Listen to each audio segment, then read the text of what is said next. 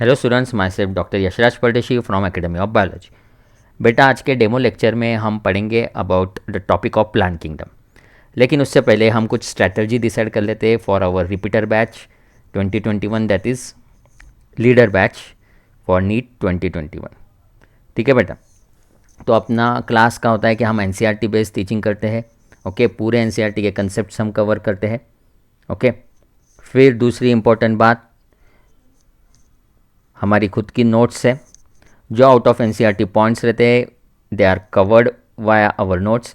Notes में बहुत specifically flow charts draw किए हैं, क्लासिफिकेशन टेबल्स ड्रॉ किए हैं, जिससे आपको प्रॉपर रिवीजन में और इजीली कंसेप्ट को समझने में और अंडरस्टैंडिंग में आसानी होती है।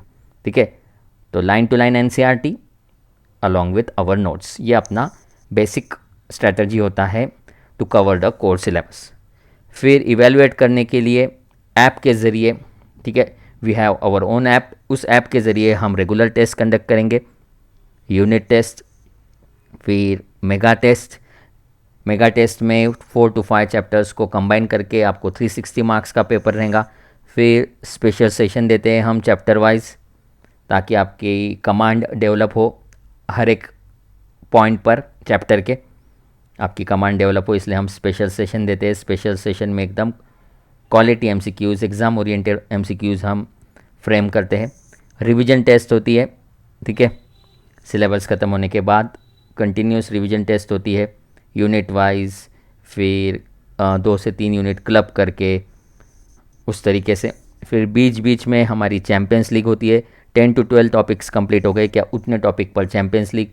फिर और 10 to 12 टॉपिक्स कंप्लीट हो गए क्या, टोटल 24 टॉपिक्स पर चैम्पियंस लीग।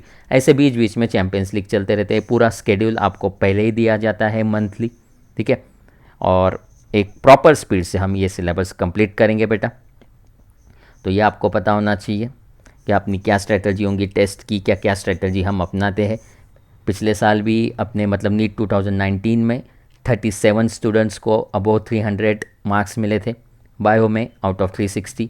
ठीक है, इस साल में जैसे नीट 2020 का भी अपना रिज़ल्ट बहुत ही बढ़िया रिज़ल्ट है, जो अभी आपके सामने कुछ दिनों बाद जब ऑफिशियल रिज़ल्ट डिक्लेयर होगा तो हम आपसे वो शेयर करेंगे। फिर रेगुलर टेस्ट की बात की तो प्रीलिम्स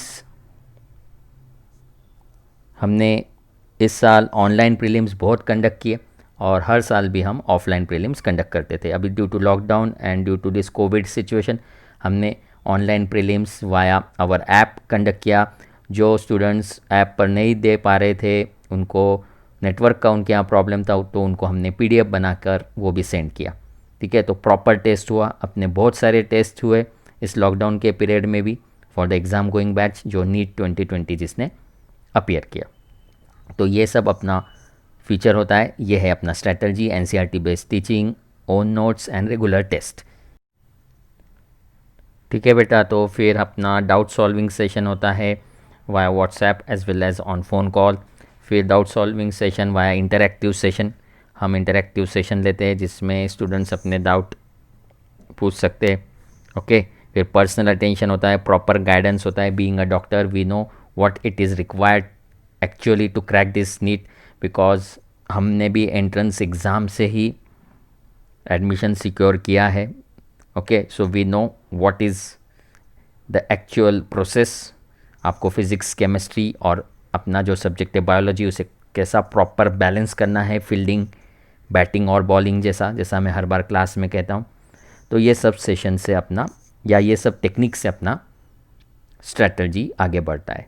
बाकी सब फीचर्स आपको हमने प्रोवाइड किए हैं, मतलब बाकी सब जो हम किस तरीके से ये कोर्स स्टार्ट करेंगे, ये सब हमने आपको ऑलरेडी मैसेज के थ्रू इन्फॉर्मेशन सेंड की है। ठीक है, तो आज हम फर्स्ट डेमो लेक्चर कंडक्ट करेंगे ऑन प्लांट किंगडम।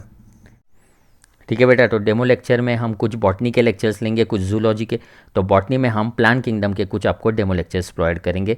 ठीक है, तो प्लांट किंगडम ये टॉपिक पढ़ते वक्त आपको एनसीईआरटी का पेज नंबर 29 रेफ़र करना है। ओके, शुरुआत में पेज नंबर 29, प्लीज़ आप ये लेक्चर देखते वक्त पेज नंबर 29 ओपन करके रखना आपका किताब में, आपके किताब में। ठीक है, so plant kingdom, what are plants? Plants are eukaryotic autotrophic organisms having cellulosic cell wall. तो जैसा आपने पढ़ा होगा बायोलॉजिकल क्लासिफिकेशन में, प्लांट में सेल वॉल होती है, फिर कुछ प्रोटिस्ट में सेल वॉल होती है, बैक्टीरिया में सेल वॉल होती है, फंगस में सेल वॉल होती है। लेकिन प्लांट्स की सेल वॉल की खासियत ये होती है कि उसमें सेलुलोज डेफिनेटली प्रेजेंट होता है। What is cellulose? Cellulose it's अ, आपको पता होगा, it is a polymer of glucose. It is a glucose polymer, it is a structural polysaccharide. तो बेटा अपनी टीचिंग का ये टेक्निक है, क्या हम होलिस्टिक टीचिंग करते हैं, कंप्लीट टीचिंग करते हैं। जैसे अभी तो डेमो के तौर पर हम ये शॉर्ट लेक्चर्स आपको प्रोवाइड करेंगे ताकि आपको ज़रा अंदाज़ा आए, हमारे टीचिंग का पैटर्न आपको समझे। लेकिन जो अपने रेगुलर बैच जब से स्टार्ट होगा तो वो लेक्चर्स का ड्यूरेशन थोड़ा ज़्यादा रहेगा, ओके। और वेरियस पॉइंट्स हम साइमल्टेनियसली कवर करते हैं। जैसे जैसे हम आगे बढ़ेंगे आपको अंदाज़ा आएगा बेट, ठीक है। तो plants are eukaryotic autotrophic organisms having cell wall made up of cellulose. Cellulose it's a polymer of glucose, it is a homopolysaccharide, जो बायोमोलिक्यूल्स वाले टॉपिक में कवर होता है। अब एनसीईआरटी का पेज नंबर 29 का जो इंट्रोडक्टरी पार्ट है रिगार्डिंग क्लासिफिकेशन, वो हम थोड़ा समराइज करके डिस्कस कर लेते हैं with the help of slide, ठीक है बेटा। तो पहले हम पढ़ लेते हैं अबाउट द क्लासिफिकेशन सिस्टम। तो इसमें कुछ एक्स्ट्रा पॉइंट्स भी है, जो एक्स्ट्रा पॉइंट्स है वो आपको आपके एनसीईआरटी में या नोटबुक में नोट डाउन करने हैं। बाकी के जो एनसीईआरटी बेस्ड पॉइंट है वो आप सिर्फ कंसेप्ट समझ के लो। हर पॉइंट इस स्लाइड में का लिखने की बेटा ज़रूरत नहीं है, इस स्लाइड की मदद से मैं आपको एक्सप्लेन करता हूँ the introductory part regarding the classification system of various plant. तो आर्टिफिशियल सिस्टम ऑफ क्लासिफिकेशन के बारे में थोड़ा पहले पढ़ लेते हैं बेटा। तो आर्टिफिशियल सिस्टम ऑफ क्लासिफिकेशन में जैसा दिया था उसके बारे में हम थोड़ा बात करते हैं। Artificial system of classification, in this system of classification plants are classified on the basis of 1 और 2 मॉर्फोलॉजिकल कैरेक्टर्स।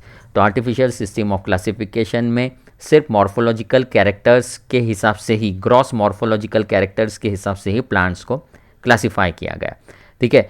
कौन से थे ग्रॉस मॉर्फोलॉजिकल कैरेक्टर्स? जैसे क्या वो प्लांट का लीव्स का शेप, अगर वो एंजियोस्पर्मिक प्लांट है उसके लीव्स का शेप, उसका नंबर, कलर, उसका हैबिट एक्सेट्रा, ठीक है। ये सिस्टम जो थी ये मेनली वेजिटेटिव कैरेक्टर्स पर डिपेंड थी, जैसा यहाँ लिखा है, जिसे मैं सर्कल कर रहा हूँ।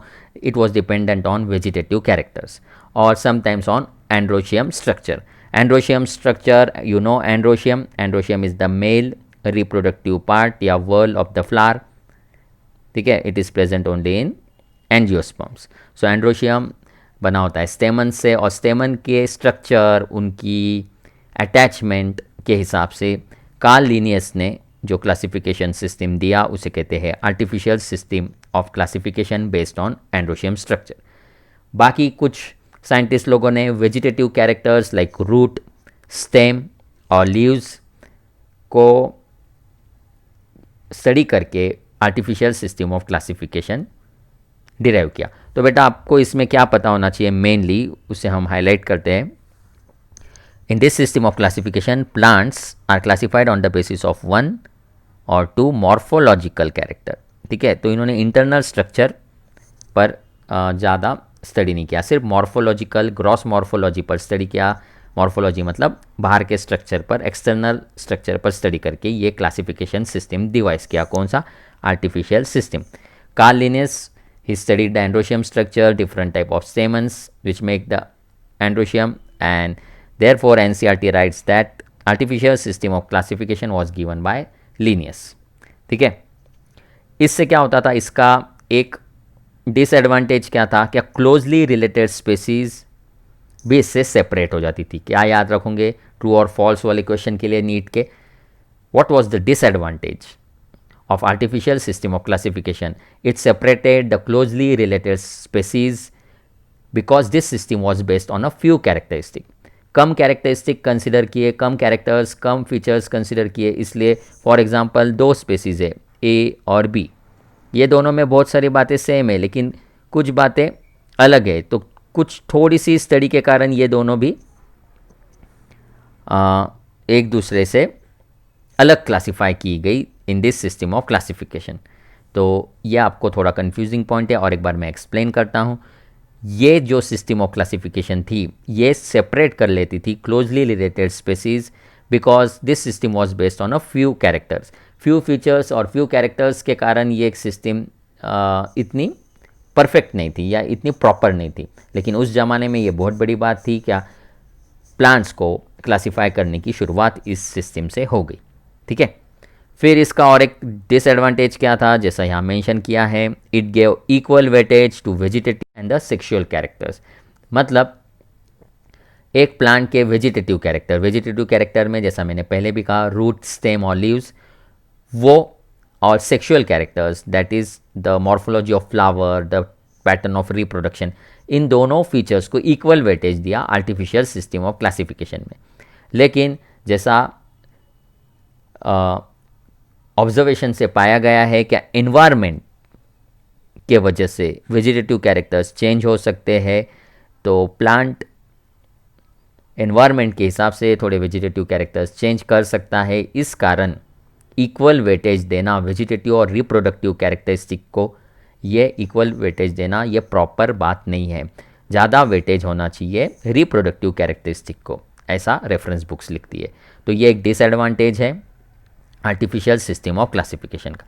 तो पहले से हम फटाफट देख लेते हैं। आर्टिफिशियल सिस्टम ऑफ क्लासिफिकेशन में plants are classified on the basis of 1 और 2 मॉर्फोलॉजिकल कैरेक्टर्स।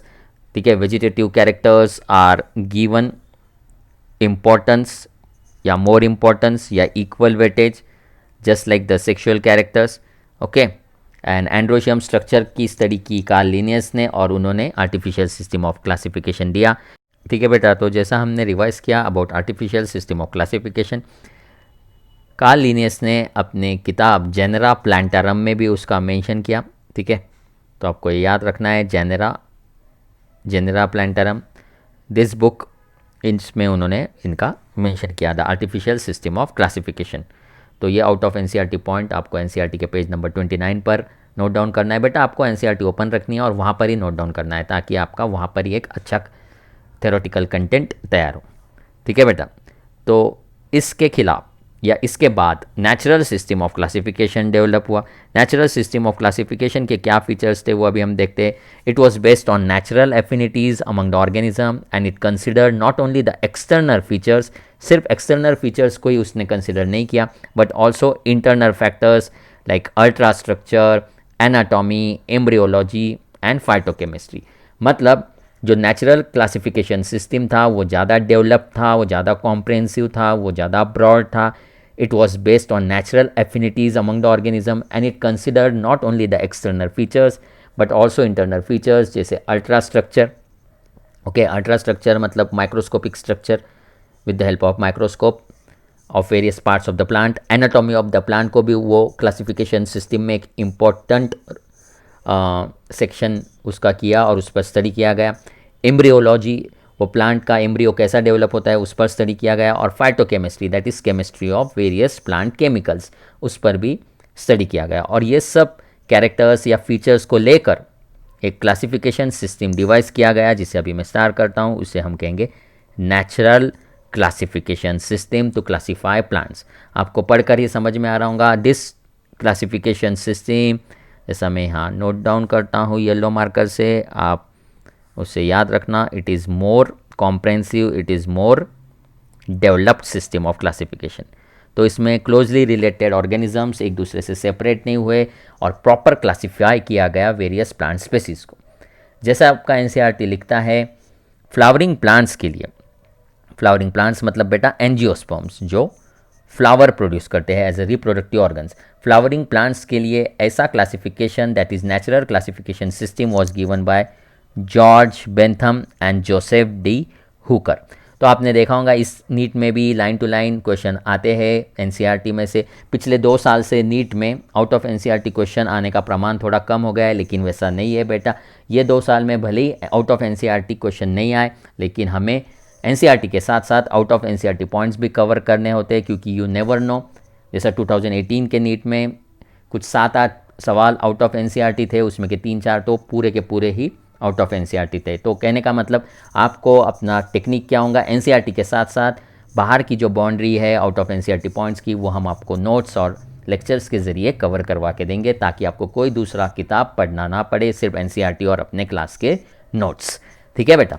तो जॉर्ज बेंथम और Joseph day Hooker, they gave the system of classification, the natural system of classification for flowering plants.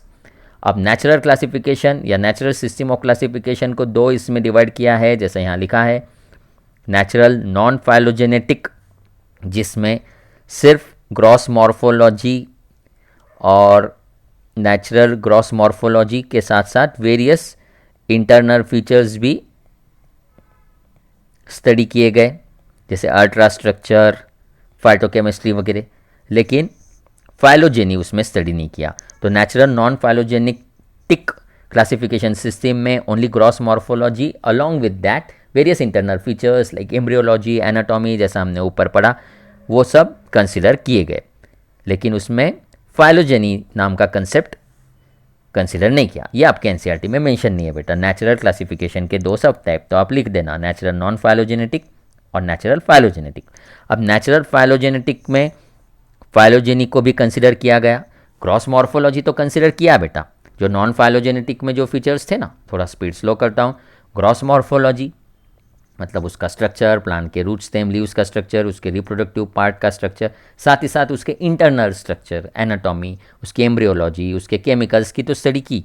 लेकिन natural phylogenetic में इन सब के साथ साथ, मतलब मैं जिसे मार्क करता हूँ ग्रीन मार्कर से, ये इनके साथ साथ फाइलोजेनी नाम का कंसेप्ट भी स्टडी किया गया। What is phylogeny?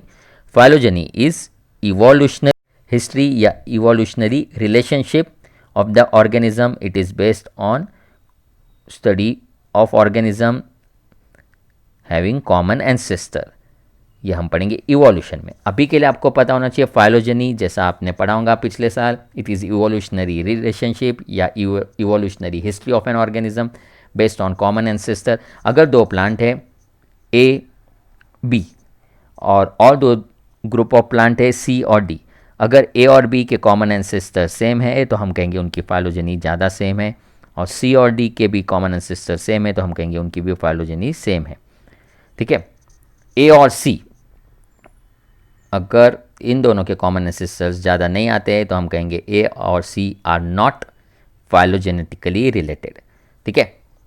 तो इस एग्जाम्पल में जिसे मैं 1 लिखता हूँ, दैट इज़ ए और बी, उनकी फाइलोजेनी या इवोल्यूशनरी रिलेशनशिप या इवोल्यूशनरी हिस्ट्री सिमिलर है। सी और डी की सिमिलर है, लेकिन ए और सी की सिमिलर नहीं है, जिसे मैंने 3 लिखा है।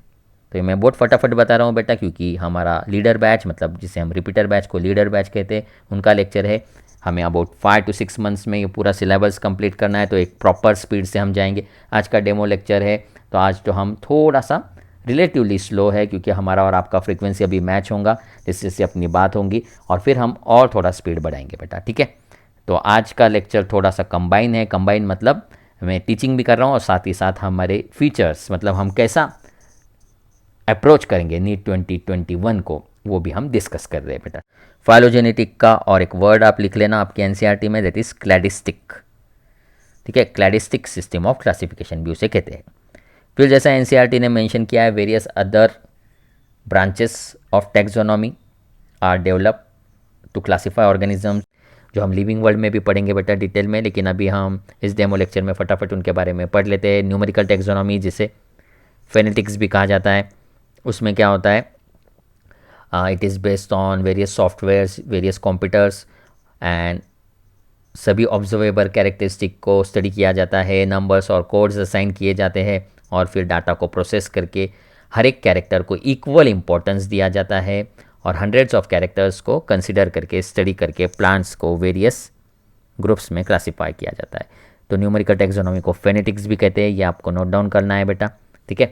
फिर cytotaxonomy, it is based on cytological information, जैसे क्रोमोसोम नंबर, सेल का स्ट्रक्चर। ठीक है। क्रोमोसोम लिखता हूँ यहाँ बेटा, chromosome number, chromosome structure, chromosome behaviour, उस पर वो डिपेंड होता है। थोड़ा हम फटाफट ही ये कवर करेंगे बेटा साइटोटॉक्सोनॉमी। अभी हम आगे बढ़ते हैं। Chemotaxonomy, it is based on chemical constituents of the plant. ठीक है। Various chemicals secreted by the plants, produced by the plants are used as a criteria to classify plants. तो यहाँ पर हमने एक बेसिक इंट्रोडक्शन देखा बेटा रिगार्डिंग द क्लासिफिकेशन। ठीक है बेटा, तो हम अपने क्लास के doctor Yashraj Pardeshi's academy of biology के नोट्स के मदद से पढ़ेंगे। अगला पार्ट प्रॉपर हम पहले क्लासिफिकेशन कर लेंगे प्लांट्स को। So plant kingdom is classified into 2 sub kingdom, जैसा यहाँ पर लिखा है बेटा, मैं आपको लिख कर बताता हूँ या हाईलाइट करके बताता हूँ। सब किंगडम क्रिप्टोगैमी एंड फेनेरोगैमी। अब जो क्रिप्टोगैमी रहते हैं, they are the plants in which the reproductive organs या सेक्स ऑर्गन्स आर इनविजिबल या हिडन। ठीक है, तो reproductive organs are hidden, crypto means hidden and gamy means reproductive organs. Phanerogamy, these are plants in which their reproductive organs are visible. जैसे flower of angiosperm, it's a visible part, so that is reproductive organs visible, they are phanerogamy. So plant kingdom is divided into 2 sub kingdom, cryptogamy and phanerogamy. Cryptogamy में seeds नहीं होते बेटा, so they are plants without seeds. Phanerogamy, these are plants with seeds. तो 1 by 1 हम पढ़ेंगे आने वाले lectures में।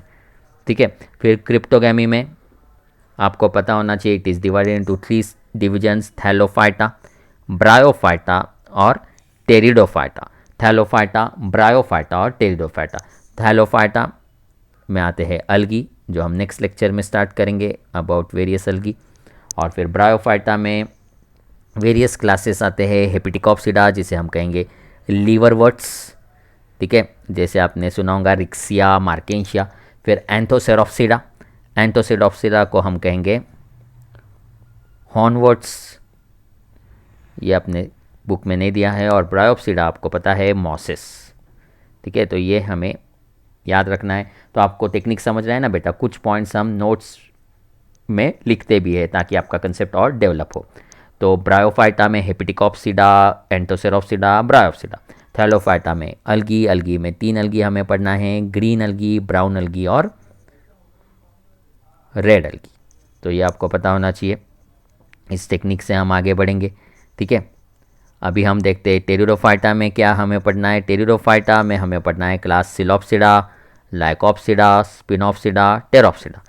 अब cryptogamy, these are plants without seeds, their sex organs या reproductive organs are hidden, they are divided into 3 divisions, thallophyta, bryophyta, pteridophyta. Pteridophyta में याद रखना बेटा, आगे भी हमें पढ़ना है, these are first vascular plants या फर्स्ट ट्रू वैस्कुलर प्लांट्स।